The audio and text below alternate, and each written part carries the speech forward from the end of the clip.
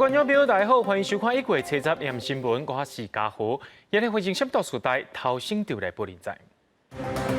桃园机场这个案件，搁在增加6个包含着受塞车的员工、甲挂优惠相关人员，也搁其家照护员的后生染病，搁为何案情办同恶？指挥中心也宣布，对明仔载开始飞长途的落飞机，就要做 PCR 检验，而且防疫计程车也袂当去载一般的旅客。对今仔暗时开始，这温度就会开始降，愈暗时愈冷，上介寒的时阵可能是拜2暗时到拜3的头早。讲到桃园机场群聚感染，目前也当咧追查，连续2天做 PCR 已经检验8900多人咯，也掠到3个确诊者。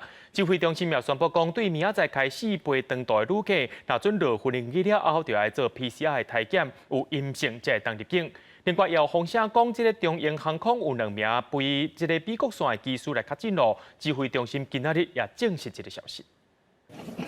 要不要离远一点，对不对？确诊旅客通道的防疫动作是毋是到位？疫情指挥中心指挥官陈时中彻查到桃园机场，亲身视察入境旅客为空桥到做回检验区的候机室，会用煤灰做等待按名册编号叫号采检，都是针对下礼拜开始的入境高峰。10月开始要对当地航班的旅客入境进前，用拿后片快速批下采检，摕到阴性检验证明，才能入境。真正落实到我们从这个空测就后送，就不再进到我们的这个检疫的路线里面。那旅客采检阳性，就加专属通道坐救护车直接后送病院，避免甲个人接触。但始终强调，应确保机场大厅清洁人员、防疫计程车、防疫旅馆的安全。第一线还没有入境之前，就能够把一定的病人，当然没有办法是全部，但是一定的病人在这边就筛检开来，那直接还没有入境。跟国人都没有接触的情况下，直接就下来，然后救护车就往外送。桃园机场染疫风波扩大，连2天批下采检8914人，总共有3人阳性确诊，其中2人是找到前家的清洁人员，第3人疫调当中。有2位是昨天已经报告过了，那昨天又产生1位确诊，那现在正在疫调中，所以现在看起来就是8924里面有3位确诊。中英航空传出2位美国线机师伫居家隔离期间确诊，指挥中心证实其中1个车到已经公布，另外1个是车站公布的，一切450例伫居检期间发烧采检确诊。有接种过2剂的 AZ， 以及在这个12月初有追加过1剂的莫德纳，在美国这个直飞回来之后，在4号到8号这段期间进行我们这个所谓5+9的居家检疫那在这个等于他们的防疫旅宿里头有出现发烧。指挥中心表示，这是为去年8月以来第14例国际航空机师染疫，拢在检疫期间查落来，人无进入社区。记者综合报道。桃园机场群聚感染案到今也是烧未退，桃园市长郑文灿也坦白讲，这桃园市的医疗量能已经要满，无法度过来接这个阳性的患者。虽然若主人检出阳性这个确诊者，就需要中央来调度资源，会送到双北市或者是新德县市的病院。新冠疫情境外移入病例一直增加，为12月19到今已经连续21天，逐天拢双位数成长。桃园市长郑文灿坦白讲，目前桃园市拢总就已经专责病院，算的全桃园市所有的病院床数拢总907床。不过，这届疫情发生了后，桃园市的医疗量能已经要满了，所来阳性确诊者需要中央调度资源送到双北市还是新德县市病院。目前 ICU 加上责任病房最大容量是到907床，但是以确诊数字来说，那很快的累积会超过后送的地区。会包括双北或者是新竹或其他地区。在机场，我们可能尽量要往外县市来送。我们要北区跟台北区，相关的这些医疗的作业，要做一个联防的体制。为了降低 Omicron 境外移入威胁，中央流行疫情指挥中心宣布，为11月0点开始，边境防疫规定变严，也是坐欧美、中东加纽澳航线，当天航班旅客到机场的时阵，要进行落地公费的检验加快速的核酸检测。检验结果若是阴性的，由防疫计程车送到防疫旅馆，也是集中检疫所完成检疫。若是阳性的，由桃园市政府的消防局派遣救护车，后送到专责病院。所以分流在机场就要完成，就可以把病毒拦截，好，不要等它进入了计程车或防疫旅馆才筛检出来。先从这个风险比较高的开始的航班开始做，有增加任何的风险，我们当然就会扩大。机场落地采检11:00点开始实施，但市长表示，国内总体采检量0，平时大概会当有5至8万人，连续加班嘛会当到14至15万人。同机场本身原来有2.5万人，强调采检量0无问题。救护车安排会依照检验阳性的人数来进行机动调配，好后送会当更加顺利。记者综合报道。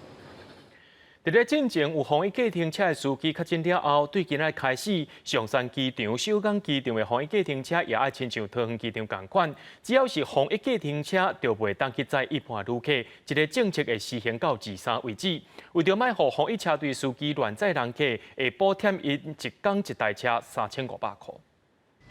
在高雄小港机场外口，防疫计程车司机穿全身防护衫、摕消毒的酒精管啊，要坐车旅客一到酒精位头喷甲骹，大细行李也同款，消毒员才能上车。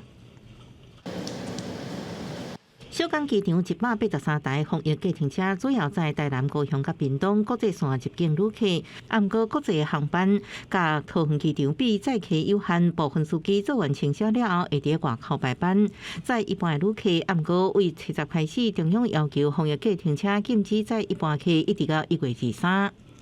现在开始到1月23号，那这春节方案实施的期间，那他们都只能搭载这个从国门入境的这个旅客，那禁止搭载这个一般的旅客。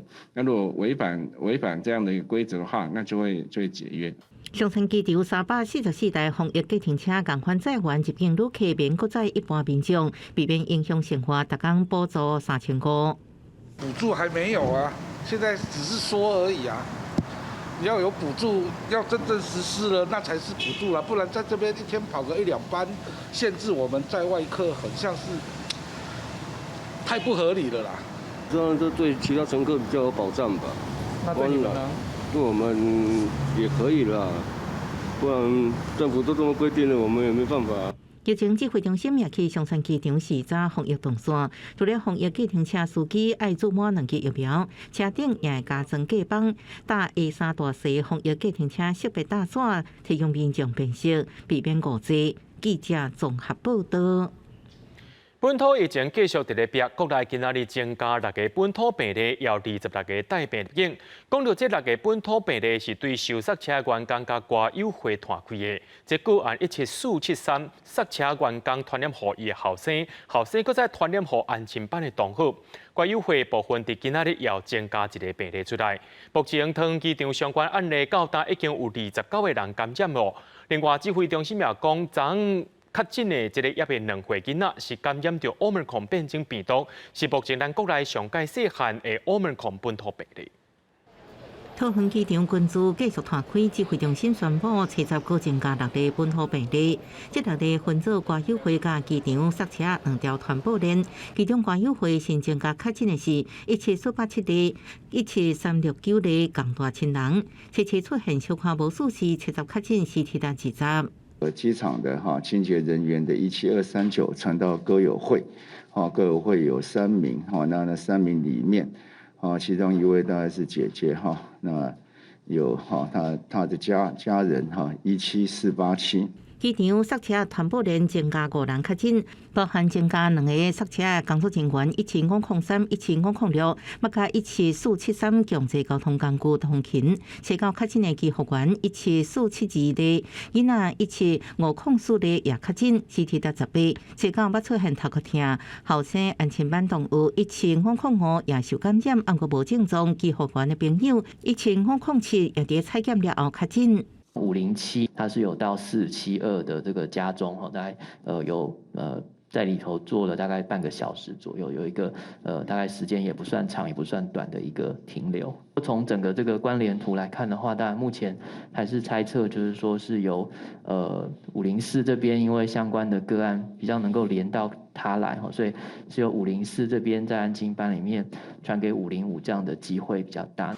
目前岛基技术关注案已经19人确诊，指挥中心也继续比对，结果发现，被寄复原1742照顾家庭囡仔1716病毒基因定数结果出来，确定是感染 Omicron 变异病毒，是本土地内确诊 Omicron 2岁以下囡仔。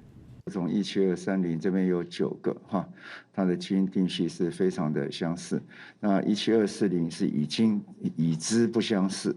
好，那今天的17416是知道是 Omicron， 可是定序还没有完整。指挥中心表示，1747支归复原，捌照顾7个家庭，12人可内居家隔离。现阶段采检结果拢是阴性，70新增加境外移入个案有16例，其中也是以美国11例上济。记者综合报道。讲到染病居家服务员甲机场收塞车的员工，因是一对翁仔某，因的囡仔确诊了后，国小也随宣布停课。今早起，桃园另外一间国小也传出有学生确诊，同款是宣布停课14天。市政府去做调查了后，才发现讲，这确诊者是家染病翁某因兜的囡仔是安亲班的同学。另外，也有3间国中宣布要预防性停课，今仔日伫桃园就5间学校停课啊。市长郑文灿表示，讲这条传播链是增高话，会增加社区的体检站，对拜三开始也会增加社区的疫苗注射站。家长陆续传囡仔到学校，和老师查落来，原来桃园中立某一间国小阁有学生确诊，全校紧急宣布为7早起停课14天。我没有接，因为我就是直接就小朋友就出来，就是我手机根本完全没看，不会看的人啊。他现在好像是要放14天。他们学校也。不晓得，现在那今天是停课不停学，其实并不是放假，没有办法好将孩子做妥善安置。学校这里的也有妥善的安置。学校停课是因为前一暗，调配基辅园的囡仔确诊了后，卫生局扩大采检，发现干补习班无共学校的同学也确诊，2间国小展开消毒，校官进前停课无停学，只是疫情扩散校园，中连2间国中拢有风险的停课1天。大厝公告，只做校内学生未接触过确诊者，鼓山某一间国中下昼也有风险停课，等待采检结果，桃园7早有5间学校停课。今天停课的2所国中因为采检的结果，那么匡列这个接触者都是阴性所以在中立的2所会明天恢复上课。市府阁证实，来到自强市民活动中心作为采检站体悬，体检量下昼开始也渐渐出现人潮。未少家长因为烦恼囡仔甲确诊者读同间学校，可能有着病风险，赶来采检。因为我小朋友读华勋国小。会有一些担心，是不是？会，一定会的啊！因为我们家离金赏又很近呐，然后离华勋国小又很近呐。因为小孩子就停课啊，那就顺便起来基辅园调配案一路扩大，即马卡正也突破，部分个案车5前往中立家乐福、中关店，计当天去过第一银行内的分行，最近这几天去过小北百货绿光店，专连中立广州门市。虽然确诊基辅园捌照顾的8个家庭中，目前已经采检7个家庭，12人拢是阴性。不过郑文灿也讲，这条传播链传播的威力大，随启动扩大采检，拜三起将设置社区注射站，继续防止疫情。记者综合报道。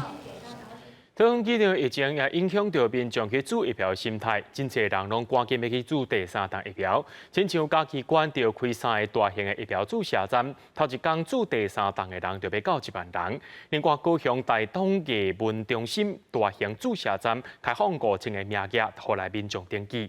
指挥中心也讲，为着要应付民众注疫苗需求，1922有约病台也会重新启动。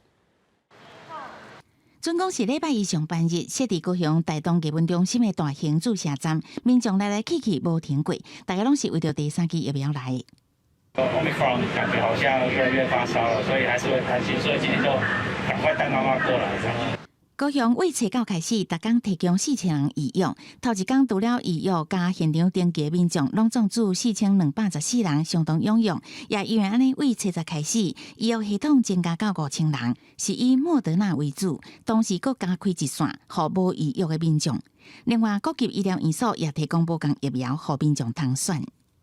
由昨天的4000人增加到5000人那在统计昨天的预约的状况大概是将近4900人左右嘉义县车九拢总开3位大型的注射站，规工拢总住1万多人，其中第3期的9834人。7月开始，各乡镇卫生所甲医疗院所嘛提供服务。安尼，台南市是加开随来随住的注射站，无论第1、第2、第3期拢会使住。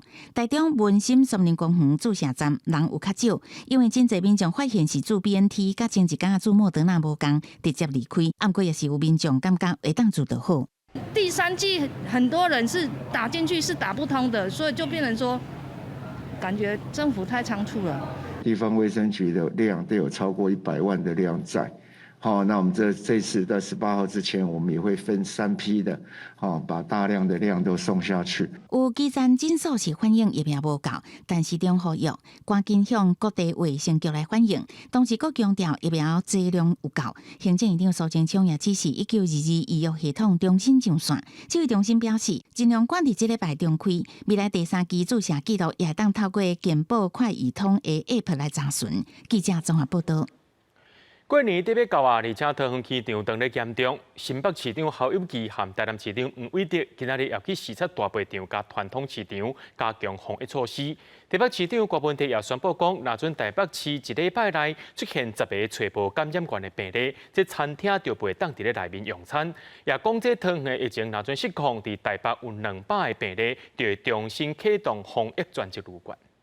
口罩要戴好，口罩戴好，口罩戴好。加拢10连次。桃园机场群组感染确诊数一直增加，高拄着20要到，台南市长黄伟哲前往传统市场视察防疫作为，沿路提起市民挂吹暗做好食连者，市场内禁止试食哪行哪食，若是要食的物件，爱将食物藏起来。在年货大街也好，或在传统市场也好，或是在一般的超商也好，大家采买的时候，千万一定要戴口罩。台南市防疫动起来，我近桃园的新北市伫5年前也加严防疫措施。新北市长黄伟哲到各地视察，强调民众会接触到的2轮车时阵内一定爱加强清消，也要求各大卖场暂停试食。更严格实施人流管制，每2.25平方公尺内以1个人为上限。口罩戴上都增加1剂，你打了3剂，戴那个口罩又都增加了第4剂。所以戴口罩绝对不可以轻忽。北北基桃共同生活圈，双北防疫今时要先做3级，双北态度保留。台北市长郭文哲宣布，若讲台北市一礼拜出现10个不明感染源，就停止餐厅内容。若讲桃园无收调，台北案例超过200个，就重启防疫专责旅馆。如果万一桃园那个没有守住，真的社区感染就是散出去了，你知道吗？超过200的话，我可能会。防疫专责旅馆会重开的，把轻症的病人移到防疫专责旅馆去。200个以内，我还是放在医院。郭文哲强调，未达到一礼拜出现10个不明感染源进前，防疫就是日益渐渐加深。即马餐厅维持内容，也毋过未当达到敬酒。校园也考虑恢复使用隔板用餐。记者综合报道。对着阮的镜头来看，在地上大条国道3号燕巢路段行中道发生一站死亡车祸，是一台乌色的货车要往北行这个国3的燕巢路段，却去互一粒大粒的车轮夹到。货车头前是玻璃全破，车头密密麻麻，这车顶姓黄的驾驶是受伤，不过坐伫伊边仔的查某旅客就无较幸运啊，却是不幸来死亡。在行驶途中，因为对向一部大货车。轮胎脱落，飞向对向车道，砸中该部自用小货车，乘客死亡及驾驶送往义大医院。初步判定是轮胎飞跃至对向车道的时候砸中车辆，车辆的痕迹右前乘客座凹陷。咱伫咧画面当中会当看到这台乌色的车，伊头前的玻璃是全部脆咸咸，规个车头是密密麻麻。这台车是中道要往北行国3的燕巢路段，不过对向的拖拉机唔知是虾米款的原因，这螺丝冷气规粒车链是飞出来，这台车呢，互这个大粒的车链夹到。车顶姓黄的驾驶受伤，坐伫伊边仔的查某旅客不幸来死亡。这站车祸造成双方的交通受到阻碍，要到下晡3点才恢复正常。事故原因目前也等咧调查。观众朋友就要特别注意咯，对今日暗时开始，这温度会愈来愈降，愈暗愈冷。上介寒的时阵，可能是拜二暗时到拜三透早。气象局伫下晡也发布低温特报，提醒明仔载下晡北部地区有可能出现10度以下。拜二暗时到12透早，这台南以北、宜兰、花莲也有金门，这寡所在也可能出现10度以下低温。虽然有出日头，毋过气温也是好，骑机车人拢穿厚袖啊。这礼拜天气变化，甲顶礼拜有明显的差别。因为礼拜二70开始，中部以北气温就亲像厝流拢共款，暗时中部、南部也会愈换愈冷。拜二这一天，阁有大陆冷气团或者是强烈大陆冷气团入南，愈来会愈寒。拜二深暝到拜三透早，会是这波冷空气上强时阵。预期呢，它的低温有可能在台北市的低温可能在12度的上下，也就是说，有机会挑战今年最强的一波冷气团哦，那有机会到达强烈大陆冷气团的水准。那预计呢，到礼拜4、5之后会慢慢的缓和，但是回温幅度也很有限。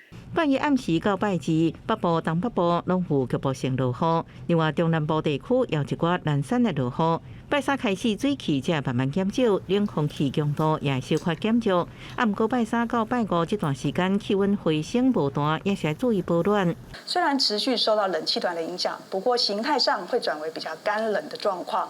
那也因此呢，在星期三到星期五这段期间，北部跟东部的朋友一整天都还是比较偏冷偏凉。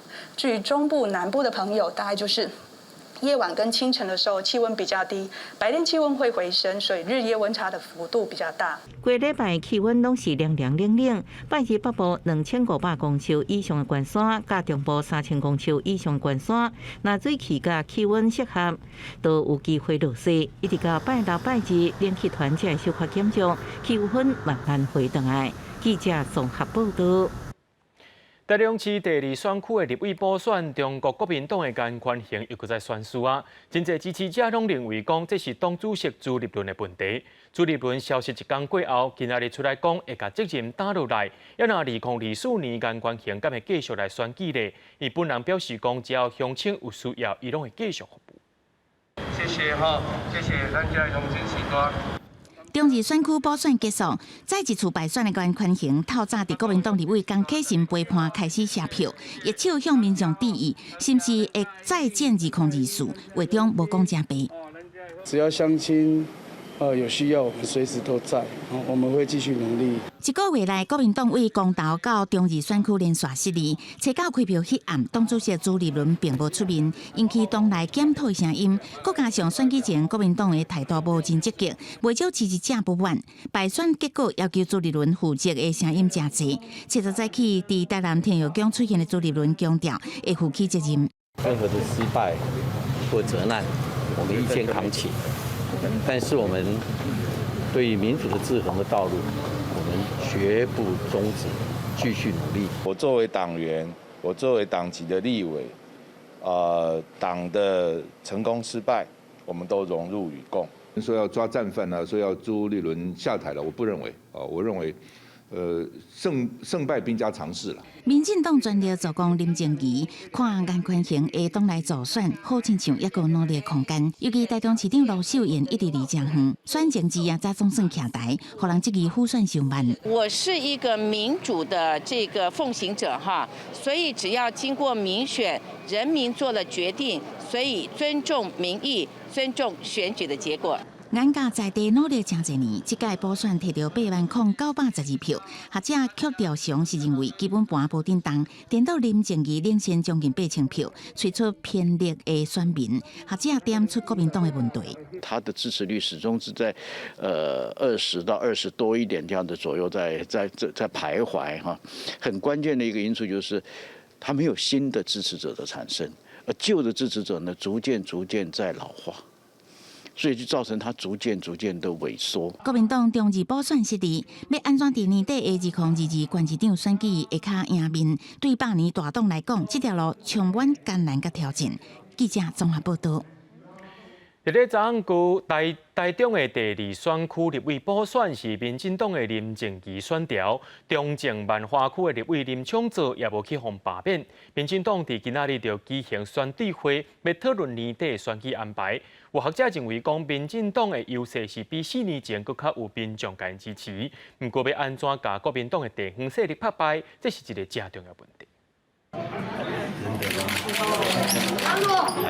罢免投票通过，林昌祖等于到立法院，民进党立委陈定辉看到伊特别烧人欢迎。林昌祖伫即届罢免受到民进党相挺，未来是不是会加入民进党引起关心？如果我们要进入另外一个这个关于政治，不管是下一次选举的讨论，或是政治计算的讨论的话，其实整个社会都会是浮动的。整个社会浮动的，不外乎就是会让这些想要去挑起仇恨、挑起对立的，就有机可乘。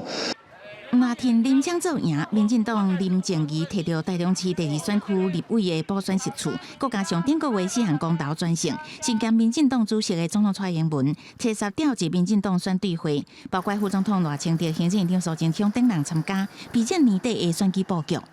建议即将举行的中执会选举期程延至农历春节后，视疫情状况再行启动。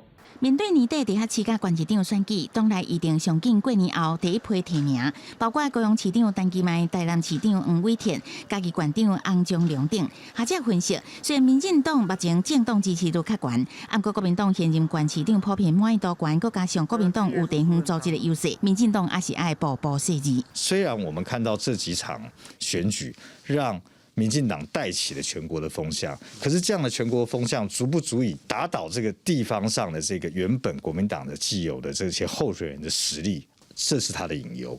特别是县市议员的提名啊，其实在地的情况其实绝对要考虑在里面啊。提名多少人会比提名谁来的重要很多。不过学者认为，4年前蔡政府支持度无悬，致使到迄个时阵立赢伫9合1地方选举失利。不过最近民调大进步，对于民进党来讲，年底的选举应该会比4年前较好。记者综合报道。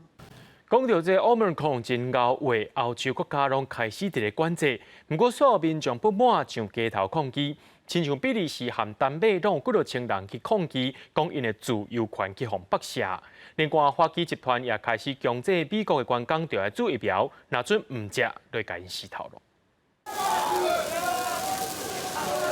生气的示威者烧路边的椰蛋树，定面失控。我们看来势真凶，比利时疫情谷起来，政府收严防疫措施，要求民众提出疫苗证明，才能进入酒吧、餐厅、甲文化活动等。切到布鲁塞尔5,000民众不满上街路喊自由的口号，抗议政府疫苗独裁。Et voilà, c'est une gestion de crise complètement absurde et qui atteint aux libertés énormément et qui va vers un système à la chinoise, si on laisse faire. Et donc, il faut que les gens se manifestent. C'est pas vaccin ou pas vaccin, c'est le choix des gens et la liberté des gens. 北欧的丹麦切到共款有上千人伫哥本哈根街路抗议做疫苗甲防疫限制措施。去年这时阵有自称丹麦乌沙人的团体发起相关抗议活动，即卖已经满1年。丹麦18岁以上人口已经有63%，做加强疫苗，新增加确诊数煞依然创新高，政府只好推出新的防疫限制。I've been here because my rights have been taken from me. I've been threatened by vaccines. I've been threatened by doing things that is not intuitive by my heart. So I'm here to protest. I say I still have my own body and have my rights still to be what I am, a free human being. 不过，在这时阵，根据路透社报道，华尔街主要银行花旗集团切实要求内部员工要伫10时进前注疫苗，若无会放无成假。31最后期限，有缘无注疫苗人会被洗头路，除非有特殊原因应免注。官方是无正面回应，公司新闻因炮如辩解。伫咧美国的纽约市有一栋19层楼的公寓，初9早起发生火灾，造成19个人死亡，63个人受伤。本地掠准是讲，这较楼骹的这个某一站因的电器产品着火，所以因为这个电器产品乌烟对楼梯蹭到楼顶去，造成严重死伤。加上这栋公寓的消防设备有问题，这情形才会变甲遐尼严重。会在发生伫纽约布朗克斯区叫西北双子公园的19站大型公寓。附近的民众翕到真大火焰一直为窗仔门冲出来，佮听到有人伫窗仔门喊救。纽约市动员将近200消防员，扛楼梯为窗仔门救人，替生还者挂扇手上衣。Smoke it and just inhaling it, it's just so thick, and it's like you cannot breathe. It's like you're being suffocated. So it took me at least approximately at least 30 to 35 minutes just to reach the hallway to where the staircase was, and for me to get down those. 纽约市消防队表示，导火点是23楼的楼中楼房间，因为一台移动式电热器故障所引起。火探到门厅就无搁扩大，按过住户离开时阵无将门关好慢，有大的火焰一直冲出来，为楼梯间呛甲规栋楼拢是，造成数十性砸伤，搁夺走19条人命。这栋1973年兴建的公寓已经真老旧啊，自动安全门无确实关好，消防甲警报设备老旧故障，这原来是伤亡严重的原因之一。Well, on buildings like this, there are no fire escapes. There are interior stairways, so the residents should know where the stairwells are, and I think some of them could not escape because of the volume of smoke. Sprinklers, we need security, bro. We need all that. We need all that. Everything that a regular building has, we need. 这是布朗克斯30多年来上严重的火灾。纽约市长亚当斯在记者会上表示，会开放附近一间学校先安置受灾户，也学了纽约市的消防队员，就算散扫干那空啊，也是冲入火场救人。纽约州长赫霍尔讲，会甲灾民徛做阵，成立一笔赔偿基金，协助因后续催厝甲丧葬费用。公司新闻是会长编译。伫咧中亚的哈萨克，因为这个能源介绍起价引起民众动乱，到到一礼拜过去啊，也是乱七八糟。根据官方的统计，这届动乱已经造成160个人死亡，8000多人去互抓起来。另外，哈萨克目前是比特币，也就是密科技的第2大生产国家。动乱期间，因国内网络拢暂停，也互全世界密科技即继续大热。哈萨克能源起价引起的暴乱，经过一礼拜，上大都市阿拉木图的市区，真侪店家窗仔被讲破，部分店家订的茶帮也无拆掉。国务中心经过民众连续几天的抢劫破坏，提款机被扫到地涂骹，货架啊堵苍苍，电视手机啊也互人抢了。估算这场30年来上严重暴乱，经济损失将近60亿新台币。Воровали все то, что под руку попадается, обувь, одежда. Вот косметика там, разгромили банкоматы, вот вытащили деньги. 虽然哈萨克政府表示，目前局势已经大部分稳定，不过哈萨克国务秘书查出强调，也是有发生恐怖攻击的风险。内政部查实公布上新的数字，经过一礼拜暴乱甲镇压，全国164人死亡，7939人被掠，将近1000人受伤。总统托卡耶夫请求俄国等维和部队进驻平乱，下令台西示威的民众，佮引起美国的批评。The orders now are shoot to kill. That is something I resolutely reject. The shoot to kill order, to the extent it exists, is wrong and should be rescinded. 除了暴乱本身反映出哈萨克不给欠管甲薪水上低所引起的民怨以外，托卡耶夫也开始就这摆暴乱请途前总统纳扎尔巴耶夫的势力大动作开除真侪甲纳扎尔巴耶夫关系密切官员，甚至以叛国罪掠人，就是希望摆脱家己是纳扎尔巴耶夫培养出来加勒昂的形象。另外，哈萨克自2011年出台中国，加做全球伫美国以外第2大加密货币比特币的挖矿国。因为比特币的挖矿需要高运算能力的电脑，哈萨克政府顶礼拜切断全国网络，直接造成比特币继续淡薄，显示哈萨克伫比特币生态圈的重要地位，也开启比特币可能因为地缘因素产生继续波动的新观点。It's fair to say that cryptocurrencies as a whole are becoming more sensitive to geopolitical factors than previously was the case. 目前哈萨克的网络服务已经恢复，不过银行等机关依然无法度运作。透过这摆暴动，也让大家知影哈萨克甲比特币的关系。公视新闻景元庆编译。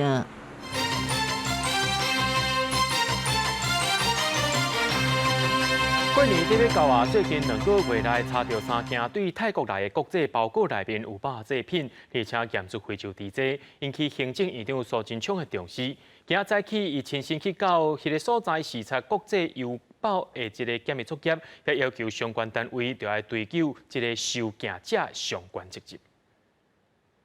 最近2个礼拜查的邮包里面，竟然又有从国外透过邮包寄肉制品进来，非常的不对。这一个外国邮包进来，收件人等都要追究相关责任。我们一定要把这个把守好，才能有猪肉吃，才能2000亿的猪肉产值不会破产。苏贞昌除了听这个农委会检疫措施的干部以外，也是这视察检疫流程，指示农委会、交通部、加财政部相关部会应该要提出办法。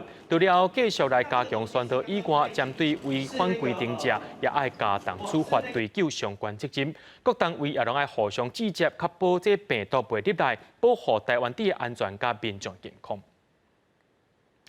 新竹科航园区内面的阿东气体公司车背发生工业气体漏泄事件，这白色的珍珠岩因也是对着新竹风一直迎飞，附近3公里以内的车路甲人家住全部拢是被铺规片。当地村民甲民意代表今仔日也去到县政府调查。宝山乡大基村路面顶被卸下，用手机网全营业，民众种的菜甲停在路边的车顶。嘛是白色一点一点，阿东气体放珍珠盐粉的底座，车背因为时间无细腻，造成泄漏。公司随派水车来护水清理现场。都是蒙上一层白色的粉尘，然后那时候觉得说呼吸有刺痛的感觉，然后眼睛就感觉很像有风沙飞进去，会蛮不舒服的感觉。这样，随着有2位被受害民众来到县政府抗议发生意外的时阵，通报机制无合规定，嘛要求厂商爱搁再检测，才使点胖。是希望县府能够成立单一的窗口来协助这个居民不管是未来，特别是现在受损的状况。第2个应该是健康的监测，请厂商以后发生此类的事件的时候，应该在第一时间点要通知竹科管理局。那我们会在第1个时间通知附近的一个村里长或是相关的一个相关单位，让他们了解到这事件。火山岩它是一个天然的矿物质，它本身并没有毒害，但是因为粉尘的飘散，它造成民众的这个疑虑跟恐慌，我们公司表达非常深的这个歉意。县政府要求厂商除了清理环境，该提出完整的调查报告。立委也要求检讨相关的通报机制，以免后摆发生意外，造成民众不安。记者刘君和新竹报道。在日本时代起的花莲红叶温泉旅社，这几年因为法令修改，无法度摕到开发许可甲水权，去互花莲县政府限制停业，也则不服提出诉愿，也是去互台北高等行政法院驳回。花莲万宁乡红叶温泉一本式的厝，马赛克太热一光，是被少人细汉记忆。不过，这间老温泉旅馆因为无摕到开发许可甲温泉水权，互县府命令停业，不少人拢感觉真可惜。有点突然，然后非常的 shock。我觉得就是这种传统产业，它的经营已经比较困难了，它只能靠我们这些老顾客跟观光客这样子支撑。这样。红叶温泉旅社是民国91年温泉法公布进行已经开发的温泉业者，规定应该伫101年进行摕到合法登记，不过业者到即马一直无摕到水权，土地阁是原住民保留地，要经过部落会议登记才能合法使用。这张同意权要取得部落会同意之后，他才可以去做土地的租用。那取得这个相关土地合法的使用的时候，才可以来申请相关的温泉的取用。温泉旅馆也无摕到登记，甚至有部分违规搁起的。公所要求业者爱先得到部落同意，过来讲水权。不过业者强调部落人口外流，每一摆拢流会，所以向台北高等行政法院提起行政诉讼。急在人不在。你没有过半数，就是不能通过。但是部落的章程可以自己部落自己决定，有在的人，我们在投票，你只要同意了过半，就算通过了嘛。台北高等行政法院判决以法定观光条例运作法弄定过度延长期为理由，认为原法院处分并无违反信赖保护原则，因为业者有长长时间去满足法定要件，判决驳回。记者综合报道。公路总局对2016年开始推动幸福巴士计划，除了甲客运业者合作以外，嘛辅导白牌仔车，加做服务偏向的大众运输工具。今日发表阶段性的成果，嘛讲未来会继续增加路线，提供更较完整的服务。阮也无固定啦，无一定去地啊，有当时走去市啊买一粒菜啊，走去一粒邮局的啊。偏乡的居民坐车需求800款，固定帮厝的公车是真好招到。公路总局为2016年推出幸福巴士计划，除了参在地客运业者合作，嘛辅导白牌客停车合法化，希望满足偏乡的运输需求。交通部已经修改了运管规则，它是规定个人可以去经营市区公车。那既然个人可以经营市区公车的话，那在偏乡我们就来辅导。原来偏乡的某一些聚落里面，左右邻居互相帮忙去叫车的这个部分，那大概就是白牌车。目前幸福巴士的路线全台计共有322条，还佫伫咧增加当中。但是公路总局嘛坦白讲，上尾一里路的需求也未全部完成。他想搭的时候，有可能说太远的路线不适合。那这个部分，我觉得大概就是要用个人化的经营市区公车来解决。B、C 可能要出去，就拜托 A 可不可以载一下？长期下来就会有一些费用。那如果说我假设把这两三部车全部改成个人化的市区公车，公路总局表示，幸福巴士拢会搁再看状况有调整的空间。有的路线甲一般固定帮厝的公车无同，是采用预约的方式来发车。若实在运量无法度应付，嘛会使改变车辆大小的选择，毋忙更加符合偏乡的需求。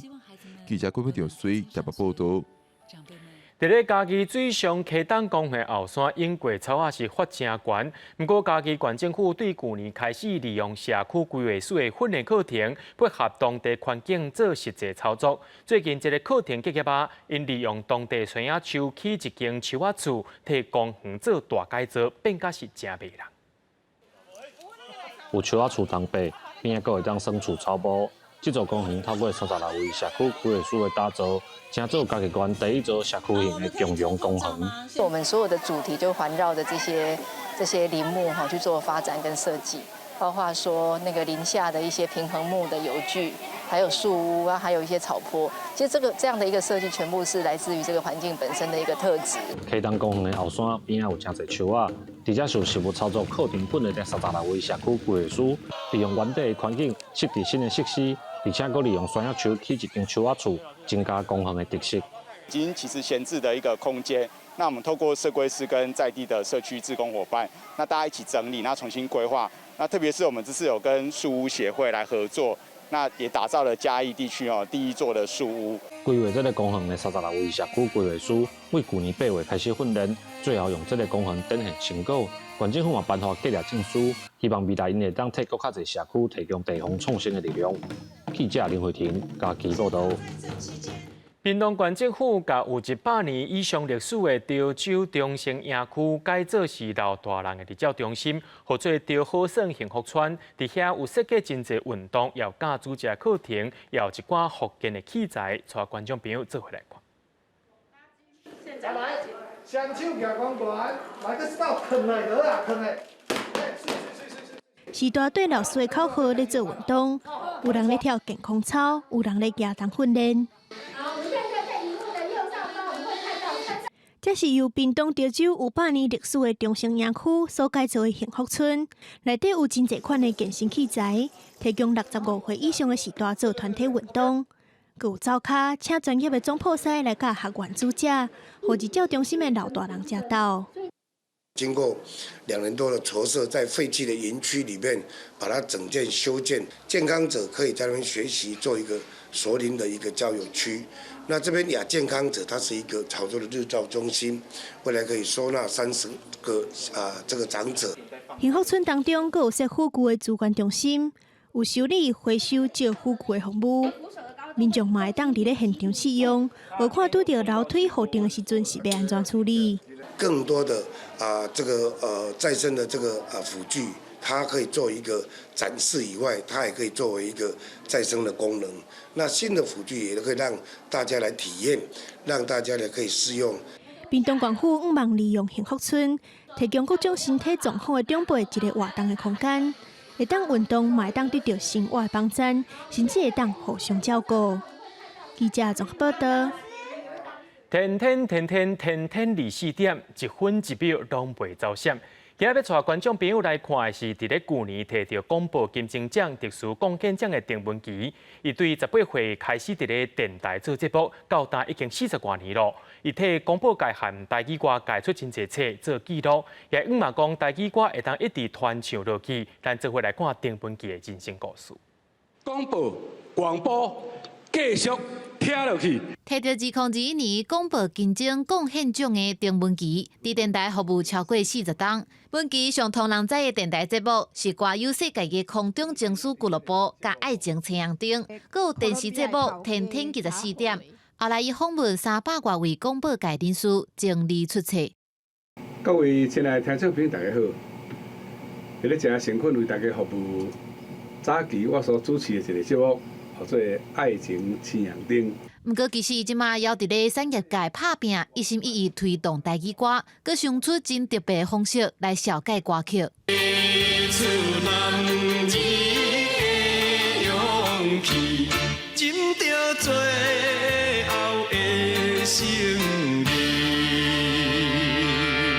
这款歌星对1960年代出世的这一辈来讲，是唱甲也袂调。毋过经过这侪年，年岁哪大，哪会声音拢无变咧？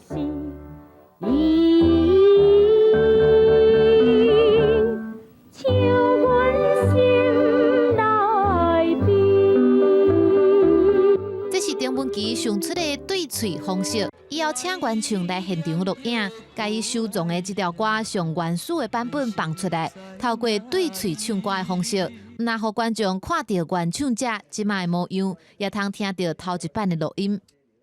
早期的歌星呢，伊并无啥物录影，所以讲尾啊，为着这个老歌会当伫咧电视来出现呢，我才去想着讲用对嘴的。所以讲，我完全要推动这个台语老歌呢，一定都要伫电视的这个媒体来出现，安尼这台语老歌才袂去互失传去。郑文琪除了放台语老歌，佮伫节目当中访问台语流行歌界的即寡老辈，甲对中的影像记录留落来。伊毋若是咧传承台语歌，伊的眼界也放甲真远。和伊共款伫业界咧付出的人，也对伊真敬重。伊会替人带念。敢若读文琪的想讲，作词作曲家的过程，典故爱讲互观众朋友听，包含讲原主唱人，咱邀请伊来重新表演，这对伊嘛是一种尊敬，表达咱的敬意。伊会想要所有伊对这个产业所得到的光彩、名声，也是利益，伊会想要去报答这个产业。郑文琪坚心推广台湾歌，继续甲人靠起来。伊也望少年辈同齐来了解这块土地，捌有啥物歌真实行，写出台湾史，也唱出台湾人的心声。记者朱英韶、陈宝罗台北报道。台湾原住民第15族拉鲁瓦伫2014年正名，不过抑有真侪人唔知影。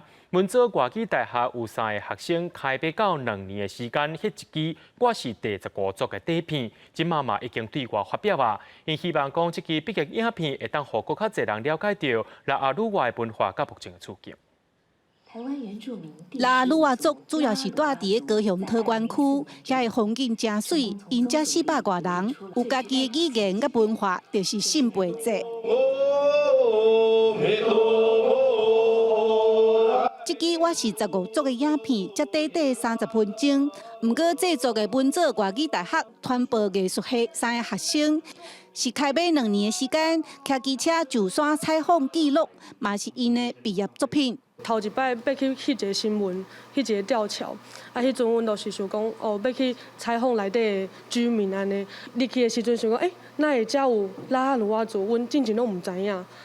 阮就为这个新闻开始，然后开始做落，让更多人知道说，台湾的确有一个族群很特别，他们祭祀圣贝，他们祭拜贝壳，可是他们又不住在海边，他们在高雄的山区，他们叫拉鲁瓦。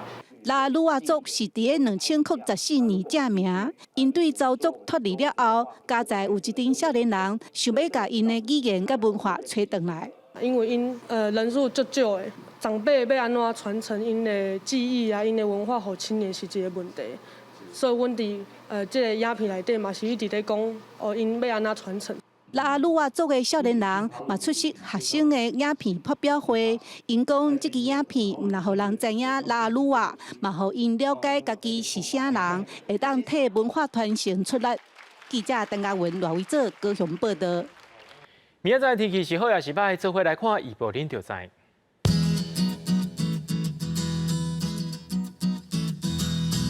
这人到新竹对12度到15度。苗栗到云林对12度到18度，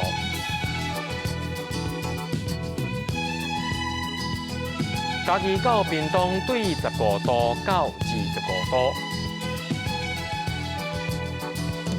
宜兰花莲台东对13度到22度，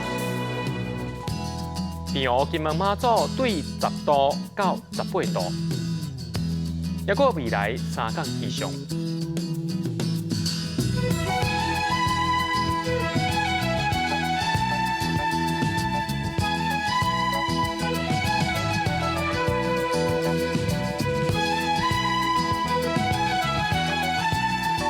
新闻最后，感谢各位观众朋友收看今日AM新闻，我是嘉豪，明仔载暗时7点，咱再相会。